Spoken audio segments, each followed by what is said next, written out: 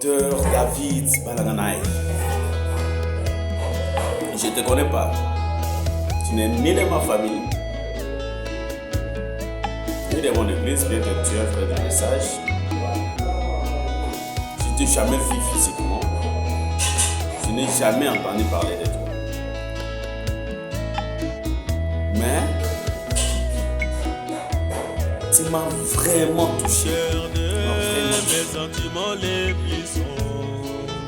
Je sais que beaucoup de gens étaient dans des émotions par rapport au réactions de Docteur. Mais nous qui avons perdu des gens chers, nous connaissons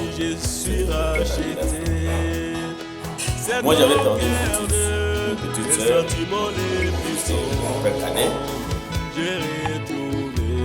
Elle s'appelait Anto Safo. Elle a quitté la maison normale, elle est allée à Boucher. Mais elle est retournée cadavre. Vous savez comment est-ce que ça fait?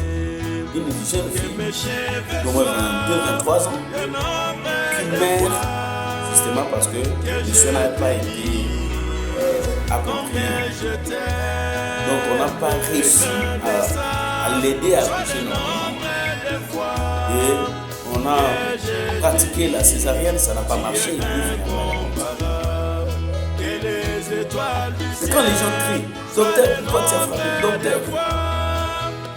Est-ce que l'intention c'était d'abord de tuer la fille? Il a sauvé. Alors je me dis, si je pouvais avoir ces docteurs à l'hôpital là où ma petite soeur était morte, elle n'allait pas mourir. Parce que les docteurs allaient faire tout ce qu'ils pouvaient pour qu'elle sorte vivante. C'est quelqu'un comme ça. Qu'est-ce que vous voulez? Votre souci était qu'on les condamne à mort à perpétuité. Quelqu'un qui a sauvé la vie. Un petit docteur, voilà quoi. Et heureusement, comme Chassel même a dit, la justice est Dieu. Dieu s'est décidé d'entrer dans ce dossier. Et je remercie aussi nos professionnels de droit, nos magistrats et nos juges. Parce que le jugement là, croyez-moi, a étaché la soif de beaucoup de Congolais. Parce que là, vous étiez en train d'exposer les médecins à ne plus faire leur travail. Et si seulement David Balanganay était condamné 20 ans, 10 ans, comme c'était dans la réquisition du procureur, croyez-moi, on allait encore avoir plus de morts de femmes dans le hôpital. Parce que les docteurs allaient commencer à se réserver face à des complications. Vous avez déjà vu comment est-ce que les femmes compliquent dans les hôpitaux.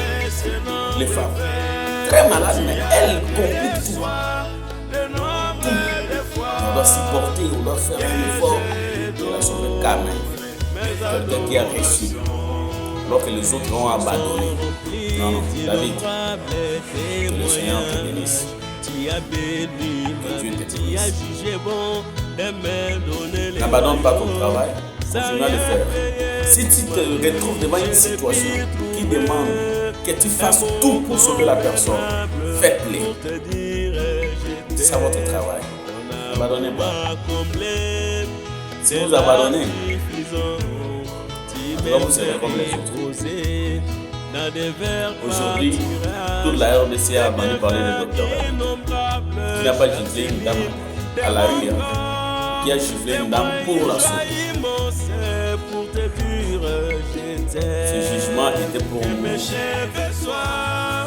un moment inoubliable. Et David, Docteur David, tu m'as vraiment touché. Tu m'as vraiment touché. Je parlerai de ton histoire à mes enfants. Qui auront la volonté, qui aimeront faire la médecine, je leur dirai, il y avait un médecin qui s'appelait David Balanganay, qui a failli être condamné justement parce qu'il a essayé de sauver la vie de quelqu'un.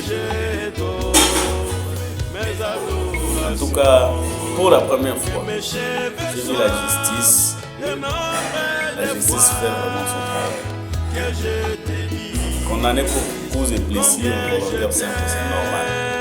Parce qu'il n'y avait pas l'intention de tuer, mais c'était pour sauver. Normal, les amendes, vous comprenez que c'est la justice. Donc il n'y a vraiment pas des intentions pour chercher à faire. Non, on a dit la loi et ils ont apprécié, ils ont trouvé que c'est qui était fait. Mais ne méritait pas la condamnation à perpétuité. Ça ne méritait pas ça. En tout cas, c'était votre frère, Gisèle Bossé, votre artiste musicien.